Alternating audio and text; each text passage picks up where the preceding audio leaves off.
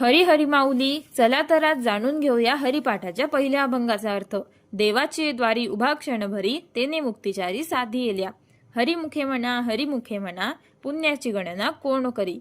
जो कोणी क्षणभर तरी भक्तिभावाने देवाच्या दारात किंवा मंदिरात पूर्ण शुद्ध भावनेने उभा राहतो, त्याला चारही प्रकारच्या मुक्ती सहज प्राप्त होतात.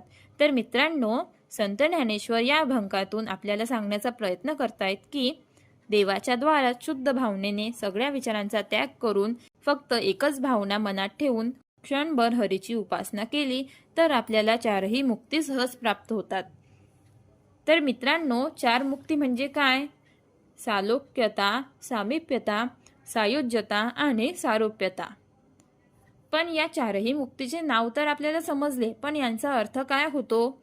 चला तर जाणून घेऊया. तर मित्रांनो, सालोक्यता म्हणजे भगवंताच्या लोकात स्थान मिळवणे. सामिप्यता म्हणजे भगवंताच्या सानिध्यात राहण्याची संधी मिळणे. सारूप्य म्हणजे भगवंतासारखे रूप प्राप्त होणे.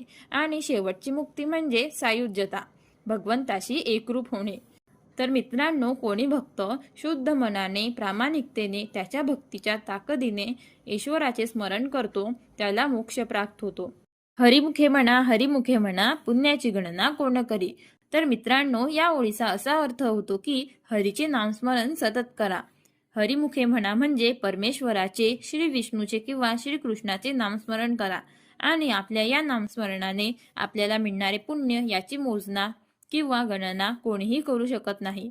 कारण मित्रांनो, या जगात हरीच्या नामस्मरणामध्ये सगळ्यात जास्त शक्ती आहे, असे आपले संत ज्ञानेश्वर माऊली आपल्याला या अभंगातून सांगत आहे. हरिपाठातील पहिल्या अभंगाचे तिसरे चरण.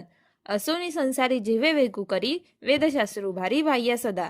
या चरणाचा असा अर्थ होतो की व्यक्ती किंवा माणसं प्रपंचात म्हणजे संसारात असली, आपल्या स्वधर्माप्रमाणे कर्तव्य करत असली तरी एकीकडे जर जिव्हेला म्हणजेच वैखरी वाणीला हरिनामाचा रेटा देऊन मुखाने नामस्मरण करत राहावे, असे वेदशास्त्र ही हात उंचावून म्हणजेच मोठ्या विश्वासाने आपल्याला सांगण्याचा प्रयत्न करत असतात.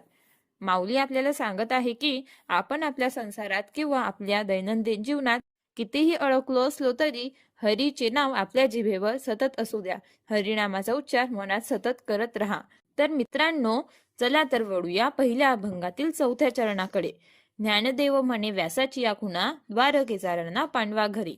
श्री ज्ञानदेव माऊली म्हणतात की अशा प्रकारच्या अखंड नामस्मरणाचा ध्यास पांडवांनी लावून घेतल्यामुळे त्यांच्या सततच्या सानिध्यात प्रत्यक्ष द्वारकाधीश श्रीकृष्ण परमात्मा राहत होते.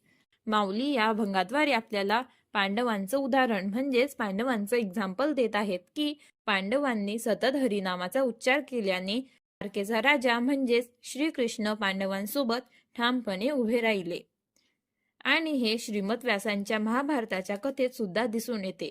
तर मित्रांनो, आय होप की तुम्हाला या अभंगाचा अर्थ समजला असेल. आणि तुम्हाला पूर्ण हरिपाठाचा अर्थ समजून घ्यायला आवडेल का? कमेंट सेक्शन मध्ये नक्की सांगा. आणि व्हिडिओ आवडला असेल तर लाईक करायला विसरू नका. चला तर मंडळी, भेटूया पुढच्या व्हिडिओमध्ये नवीन अभंगासोबत. तोपर्यंत मुखे म्हणा पुण्याची गणना कोण करी.